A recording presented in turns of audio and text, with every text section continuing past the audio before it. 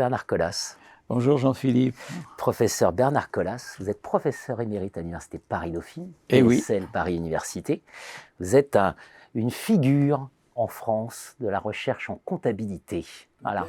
Peut-être. Au point même que j'ai envie de dire professeur de sciences comptables, Bernard Collas, parce que vous avez coordonné l'encyclopédie de comptabilité, contrôle de gestion, audit.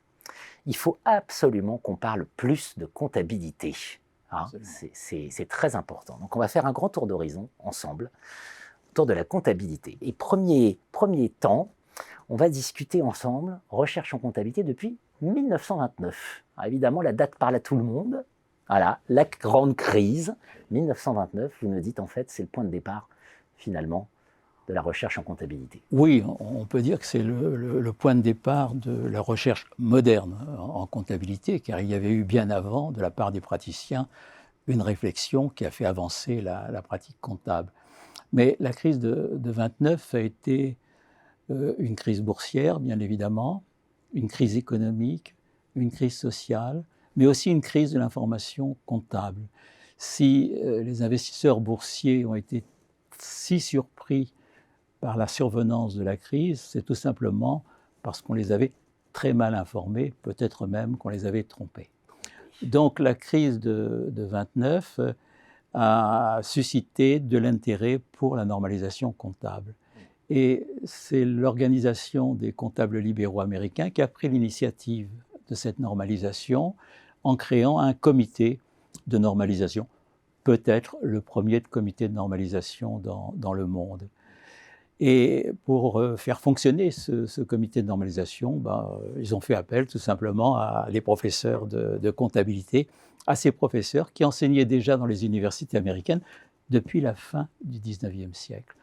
Alors on a demandé à ces professeurs de faire en quelque sorte l'inventaire des bonnes pratiques, de façon à transformer ces bonnes pratiques en normes. Et ça a donné les fameux GAP, les fameux principes comptables généralement admis. Mais ces professeurs ne sont pas bornés en général à identifier les bonnes pratiques. Certains d'entre eux ont voulu perfectionner le modèle comptable, voire même à proposer de nouveaux modèles comptables. C'est ce qui se produit par exemple dans les années 60, quand un certain nombre de chercheurs, entre guillemets, ont proposé des méthodes de traitement de l'inflation pour remédier à la déformation des bilans par l'inflation. Et cette forme de recherche en lien avec la normalisation, on l'a appelée tout simplement recherche normative, et ce fut l'essentiel de la recherche jusqu'à la fin des années 60. C'est ce qui est absolument passionnant, c'est-à-dire que finalement, ce n'était pas vraiment considéré comme de la recherche. Non, enfin, ça a été considéré de la recherche, donc jusqu'à la fin des années 60. Mais dans les années 1970, de jeunes professeurs de comptabilité, qui pour la plupart n'avaient pas d'ailleurs une grosse formation comptable, ils avaient une bonne formation économique, une bonne formation socio. Et ces jeunes professeurs se sont dit que la vocation de la recherche comptable, ce n'était pas d'aider le normalisateur et de perfectionner les pratiques. La recherche comptable, comme toute recherche dans les autres disciplines, devait avoir une vocation cognitive. Elle devait traiter de la comptabilité, du monde comptable, etc. La connaissance de la comptabilité. La connaissance de la comptabilité, la connaissance des pratiques plus que l'aide aux pratiques. Et deux courants de recherche sont développés à partir de là. Un courant de recherche inspiré de la science économique, qu'on a appelé la théorie positive de la comptabilité, et qui visait en particulier à étudier, à examiner les comportements comptables et notamment les comportements des dirigeants. Pourquoi, par exemple, les dirigeants d'entreprise ont-ils tendance à lisser les résultats de leur entreprise?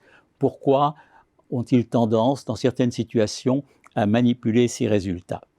Et ce courant de recherche utilise prioritairement les instruments de la recherche économique, c'est-à-dire en fait l'économétrie. Deuxième courant de recherche, qui lui s'est développé en Grande-Bretagne, que je qualifierais de socio-organisationnel.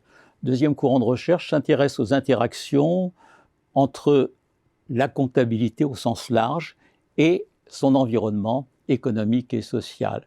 Et ce courant de recherche a été initié en Grande-Bretagne par Anthony Hopwood. Le précédent courant a été initié aux États-Unis par 2 collègues de l'université de Rochester, à savoir Watts et Zimmermann. Et ces 2 courants de recherche sont encore aujourd'hui les courants dominants et dans tout le monde. Dominants et dans tout le monde. 2 courants très différents, mais on sent bien, Oui. l'approche positive, vous l'avez évoqué, ça fait tout de suite penser à la théorie de l'agence. Absolument. Voilà, on est vraiment dans les racines, fait. économiques. Finalement, qu'est devenue dans ce contexte la recherche normative? La recherche normative, elle a quasiment disparu des grandes revues académiques, et notamment de la revue de Watts et Zimmermann, et aussi de la revue d'Hopwood. Et il est très difficile aujourd'hui pour un chercheur de placer dans une revue un article relevant de la recherche normative. Cela dit, je ne pense pas que la recherche normative soit complètement morte, car dans le nouveau contexte, dans le contexte actuel, sur fond de crise climatique, on a besoin d'amender nos comptabilités, notamment pour qu'elles prennent en considération les exigences du développement durable. Et peut-être a-t-on besoin aussi de substituer au modèle comptable dominant, qui est le modèle de l'IASB, un nouveau modèle. Donc, la recherche normative n'est pas morte, mais je n'appellerai pas les propositions qui sont faites actuellement de nouveaux modèles comptables, je ne les qualifierai pas de normatives, je dirais que ce sont des propositions engagées. À la recherche normative, on va substituer une recherche engagée, mais encore faut-il que ce soit acceptable par le milieu académique. Bien sûr, une recherche engagée qui s'engage aussi parce que la recherche positive et la théorie positive de la comptabilité a largement accompagné les phénomènes de globalisation qu'on connaît bien et qui aujourd'hui sont au cœur de tous les débats. Oui, bien sûr. Merci Bernard Colas. C'est moi qui vous remercie.